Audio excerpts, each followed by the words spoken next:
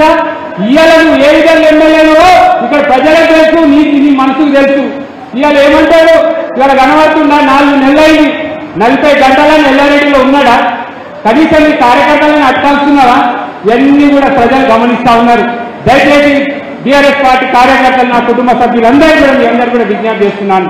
ఈ పార్లమెంట్ ఎన్నికల్లో మన టీసీ అభ్యర్థి అనిల్ గారిని మన కేసీఆర్ గారు పంపేయడం జరిగింది. మీరందరూ కూడా మన ఎలక్షన్లో ఏ విధంగా అయితే కష్టపడ్డారో మరి ఈ పార్లమెంట్ ఎన్నికల్లో కష్టపడితే భవిష్యత్తులో వచ్చే స్థానిక సంస్థల్లో మీ అందరినీ కూడా సర్పంచ్గా, ఎంపీటీసీగా గెలిపించుకున్న బాధ్యత మనందరినీ మన విషయాన్ని అందరినీ సభాముఖంగా తెలియజేస్తా ఉన్నాను. ఇది వాస్తవం. వచ్చే ఎన్నికలు ఉన్నాయి, కొంతమంది పొల్లు పోతా ఉంది. మీ అందరు తెలిసి ఎవరెవరు పోతుందో మన ఎన్నికల్లో డబ్బులు తీసుకొని సకలిస్తం ఉండి మిమ్మల్ని ఇబ్బంది పెట్టి నన్ను ఇబ్బంది పెట్టిన దొంగలే ఇలా పార్టీ బిడ్డ చెప్తా ఉన్నాను. లెక్క రాసి పెట్టుకుంటున్నా. మీ అందరూ కూడా సమాధానం చెప్తా. ఇన్ని రోజులు అమాయకులు ఏం కాదనుకున్నారు, అవన్నీ రాసి పెట్టుకుంటున్నా. ఇవన్నీ కూడా సమాధానం లెక్క మిట్టితో సహాయం చెల్లిస్తాను. ఎవరైతే పార్టీకి ద్రోహం చేసి మన కార్యకర్తలు ఇబ్బంది పెట్టిందో వాళ్ళందరూ కూడా మిట్టితో చెల్లిస్తాను. మీరు ఏ హరిశన్ ఉన్నాడు, కేసీఆర్, టీఆర్ఎస్ పార్టీ పెద్దలు పోచారం శ్రీనివాస్ రెడ్డి గారు ఉన్నారు. ఏ ఆపదలు వచ్చినా మనకు అందుబాటులో. ఎందుకంటే ఉద్యమం చేసిన వాళ్ళు మనం ఎక్కడ కూడా భయపడేటోళ్ళం కాదు. అప్పుడు కేసులు పెట్టి చెట్లున్నారు, రోడ్లు దిగ్బంధం చేసిన రోజు చూసినాం.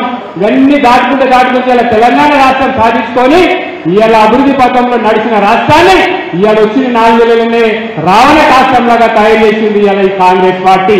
దయచేసి కార్యకర్తలారా మనం అధైర్యపడే అవసరం లేదు. మీ అందరూ కూడా చూసిండ్రు.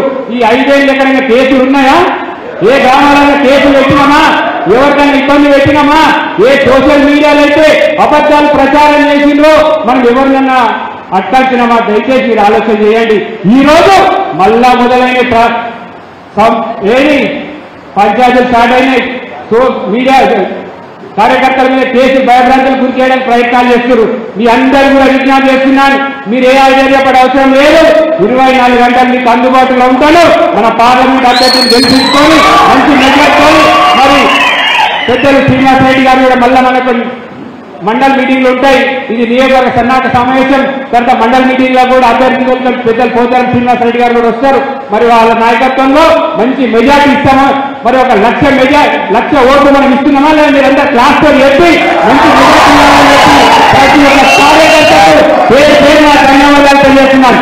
జై తెలంగాణ, జై తెలంగాణ. కేసీఆర్ గారి నాయకత్వం, హరిశన్ నాయకత్వం.